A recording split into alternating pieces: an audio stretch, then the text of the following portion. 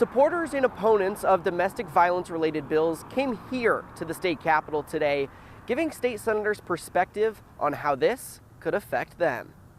These proposals aren't just words to Belinda Hagan, who lost her daughter Jamie to domestic violence a year ago and testified on some of the bills today. I do not feel like a lot of the headlines that have come out this year have been forgotten. She says stories like Jamie's have inspired others to speak up.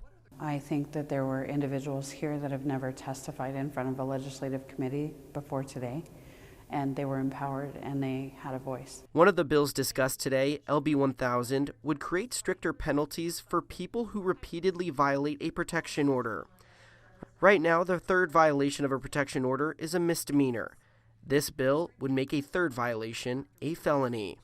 This helps break the cycle of repeat violations and strengthens the confidence for victims that the system will protect them. Protection orders are meant to safeguard lives. Spike Eicholt, who appeared on behalf of the ACLU of Nebraska, says the current language of violating a protection order is enough.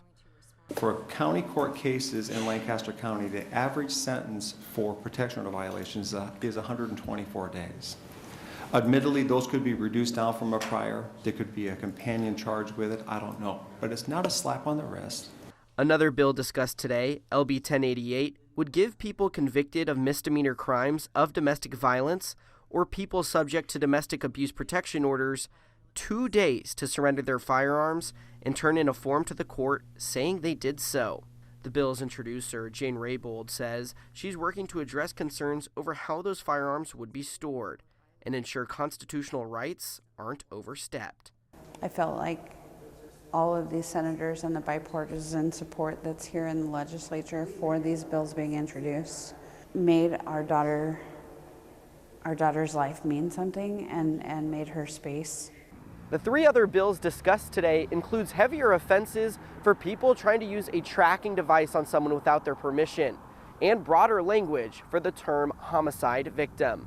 More details on those bills can be found with this story on our 1011 Now website. Reporting in Lincoln, Brandon Muting, 1011 News.